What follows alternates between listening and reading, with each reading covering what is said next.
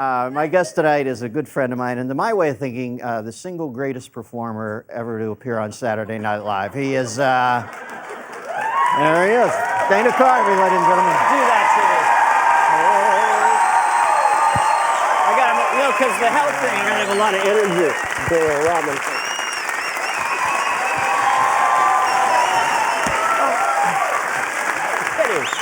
Yeah! Woo! Yes. Beating time. Just sit on your fading. Come on. Don't be afraid. No, I always say. Yes, I come back for dinner. Don't be afraid. Here, look. I'll go back. I'll do my shtick. I'll let Robin do his. Did you see Insomnia? It was great. I've not seen it. With Al Pacino and Robin Williams. Why do you think I'm a serial killer? Just because I live in a cabin and have pictures of little children all around. I don't see why you think that. Oh yeah, think you're a serial killer. That's right. Oh yeah, that's the whole movie. No, it was great. I smell an Oscar. No, Robin was brilliant. I'm so glad to be back here Carvey, with you, it's Denny. always good to see you, I my know. old I should friend. always come more often because there's just no pressure. How's on the this boys? How's Paula? What's the deal? Kids are good. Sex life sucks. Yeah? Is that good or bad? Whoops. I talk about blaming my sex life on my children, because Why? because you're so tired watching the kids all day that if you weren't making love to your wife, you'd be in a coma. It's like you said once, you're reading Mother Goose to the kids. Being the dad, you cross the hall, you got to be Johnny Holmes. We had that conversation. He doesn't even flinch. You don't even flinch when I do you now. At least when you become Johnny Holmes, you have the built-in bookmark. Now, Dana, Good point. I miss your impression of me. I had the girl from Weekend Update, Tina Fey. Everyone's Have you met doing her? it. Tina, yeah, I've met her, yeah. She's great, and She's but cool. she does the news with a kid, Right. Jimmy Fallon. Jimmy right? Fallon, yeah. Seems like a nice kid. But 13 years of age. Yeah. 13. the He's on hair, the show. the hair is so meticulously disheveled. I sit there, I can't even see him. I think, how many fucking hours did he take to get the hair that shitty? Well, I went to the same guy. I mean, I'm working every little bit of follicle I got left. This was 45 minutes of fluffing and pushing. It looks pretty damn good. Yeah, We're aging very well. I mean, know. I'm 58, you're 61, Exactly. and we look terrific. When did we become old men? What's the problem? I don't need the gray whiskers. Can we get a little something on that? I've got more plugs in my head than Rod Argent's soundboard. I have no idea what that means, but the rhythm, it doesn't matter. We've distilled ourselves. All I do is make sounds, and it doesn't matter. With you, it's like I feel like Billy McClopnick. I don't care what you said, just saying is so fucking funny. Give me the Katharine Hepburn starting the car. He goes back to the 70s. Oh, I love that. Kate Hepburn starting her car, the bit that has never failed me. Let's see if it works tonight. Katharine Hepburn starting her car. Kind of tasteless, but go with it. It's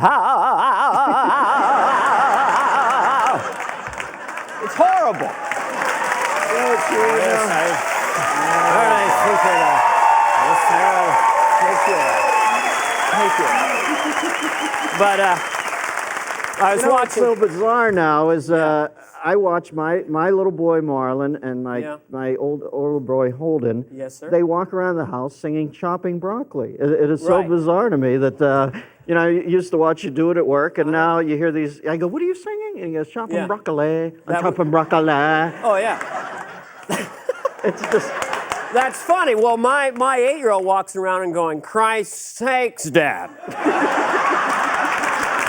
So we both have a thing. I go boppity bop, you go boppity bop. Bingo. Yeah. Now, what do you think of responsibility of this culture? Do you think it's gone downhill? It seems like everybody's passing the buck Everyone's now. passing the buck. Al Gore had a summit with Clinton. He blamed Clinton over the election, not his own ill-run campaign. Met with Clinton, and apparently it was really testy between the two of them. He said, Al Gore said to him, "Now, if you hadn't had that woman touch your wiener in that Oval Office, I would have been president of the United States." See, I've exaggerated it I don't know. It's cruel. My Al Gore is just the complete, I don't know. What is it, a flop? He wanted to be king, he was the queen.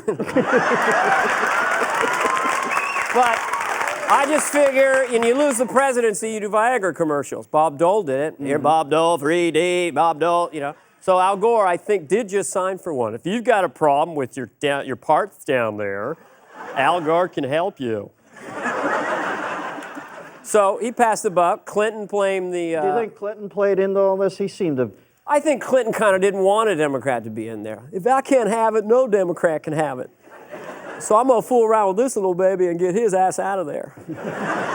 But now Clinton can fool around. He's in Malaysia, he's speaking all over the world. His wife is in Washington, but it's probably not as sexy for him because he can't get caught. It's just like, so he travels with a little mock Oval Office.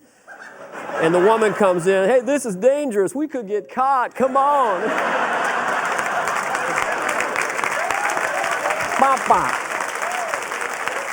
You know, it's interesting watching. You know, Hillary never cared. I always thought, you know, people would say, how can she handle that? I don't think she cared. I think that marriage couldn't have been any more about convenience, and they installed a Slim Jim rack and a Slurpee machine at the base of the bed. You know, they... Oh, I don't know. It's like my parents. I have a hard time imagining them having sex. It's like, ooh. Now, what about, what is the subtle differentiation between, and I don't want to talk about the subject because you're so funny and I just want to hear you talk. But, well, I got a George W. Bush I'm working on. What's the difference between George Sr. and George Well, just Jr.? in terms of pure sound, Senior's got diddle labba diddle laddle, got laddle, and that laddle. It still amazes me that by the end of the time I was doing it, I was literally going, not gonna do it. And I had reporters going, now your impression is so uncanny of the president. How did you get it to be so accurate? Well, I thought, you know. But You were smart at the beginning. You made it eerily accurate, and then you were always one step ahead of the posse. You know, you can't do it eerily accurate every week without them going, okay, I've seen this trick. So you would always extrapolate it to literally at the end. Same thing, And Perot at the end went, skibba shabba shibba shabba shibba shabba shibba shabba shabba shabba. On hand, can't hand, on hand, on hand. Yeah, I mean, I just took it. So with Bush, I'm still... George Jr., what do we got? Kind of tight, kind of in here. Works with the eyebrows a lot. Whenever he hits a word, he kind of hangs on it for a while. I think there's been some indiscrepancies.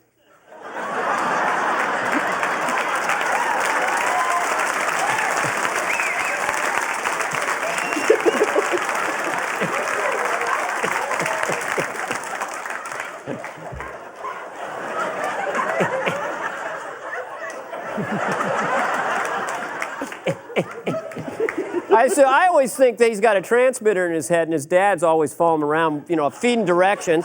Big daddy, little daddy, big daddy, little daddy. Come in. What's the question? The leader of the Sudan? I think it's a Gagingi or a Gagingo. Mayday, get out of there, get out of there.